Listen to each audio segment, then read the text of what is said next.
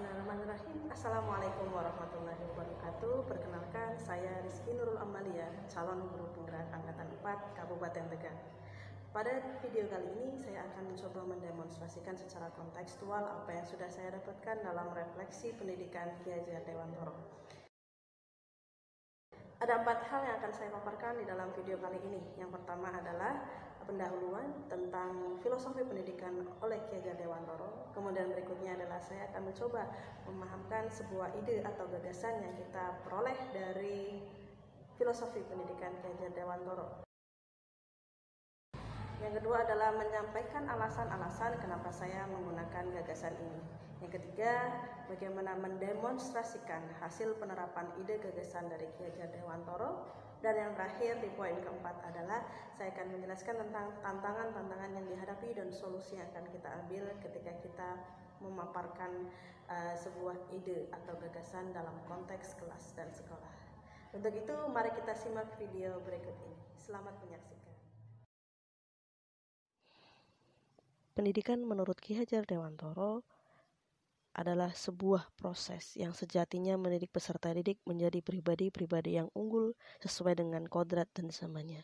Maka pendidikan itu sendiri menjadi sebuah momentum bagi peserta didik agar dapat menemukan kemerdekaan dalam belajarnya.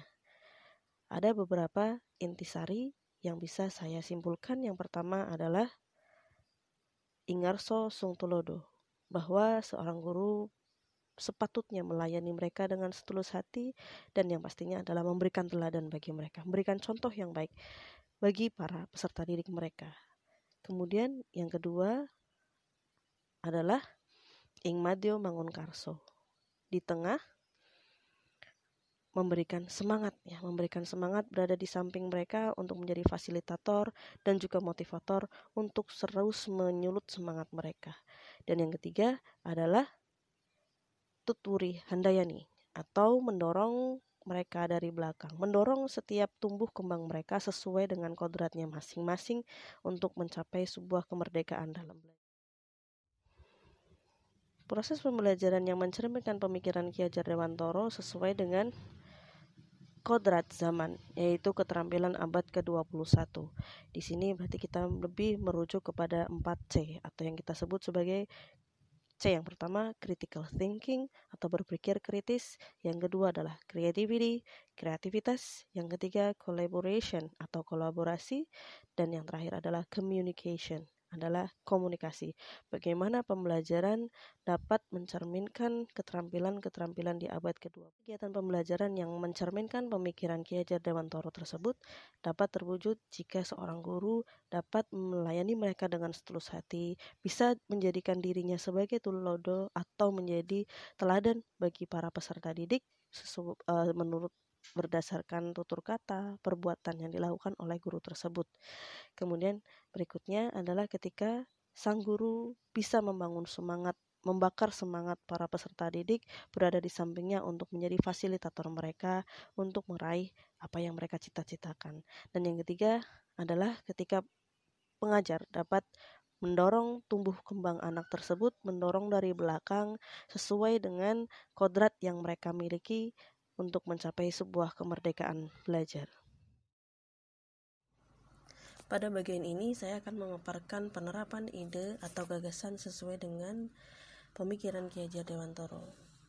Saya mengambil kerangka dari gotong royong sebagai salah satu dari profil pelajar Pancasila, yaitu gotong royong.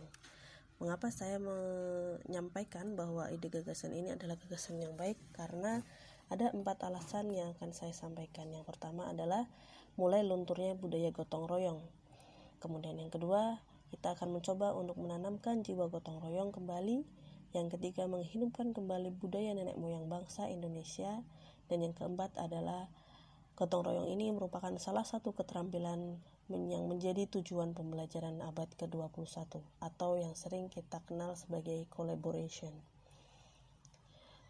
Berikutnya, bagaimana penerapan dari ide atau gagasan tentang gotong royong ini. Ketika kita berbicara tentang penerapan yang ada di dalam pembelajaran kelas, kita akan menerapkan gotong royong itu dari sisi kolaborasi. Secara kontekstual, pada penerapan keterampilan abad ke-21, saya mencoba mendemonstrasikan hasil penerapan ide gagasan KHD pada sisi 4C, collaboration, creativity, communication, critical thinking. Khususnya jika saya berbicara tentang gotong royong, maka tidak jauh dari collaboration dan communication. Hal ini saya terapkan pada pola pembelajaran blended yang saya lakukan dalam pembelajaran bahasa Inggris. Di kelas, anak-anak akan diasah kemampuannya dalam berkolaborasi dalam penulisan sebuah deskripsi hewan dalam Google Slide. Dengan aplikasi Google Slide ini, anak-anak akan diminta untuk berkolaborasi. Tidak hanya berkolaborasi dalam bergotong royong untuk membentuk sebuah teks yang baik yang menggambarkan dari hewan, mereka juga akan diminta untuk menajamkan sisi kreativitas ini, karena di dalam teks deskripsi ini anak-anak akan mencoba membuat gambar, menampilkan video, sampai dengan menambahkan audio di dalam Google Slide ini. Berikutnya, setelah selesai dengan berkolaborasi dan berkreatif, anak-anak melakukan presentasi yang tentunya ini adalah salah satu cara untuk mengomunikasikan hasil yang saling, dan mereka akan saling mengkritisi satu sama lain, saling mensupport satu sama lain sebagai salah satu bentuk gotong royong yang ada di dalam kelas. Berikutnya adalah terkait dengan tantangan yang dihadapi ketika kita menerapkan gotong royong ini dalam sebuah pembelajaran.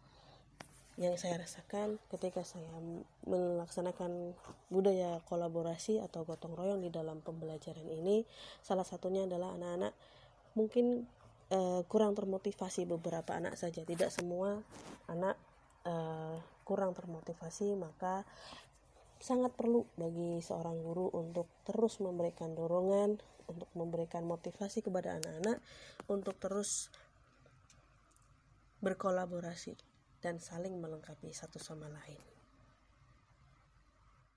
Terima kasih telah menyimak video demonstrasi kontekstual yang saya buat. Semoga bisa mencerahkan dan memberikan gagasan dan ide-ide baru bagi kita semua.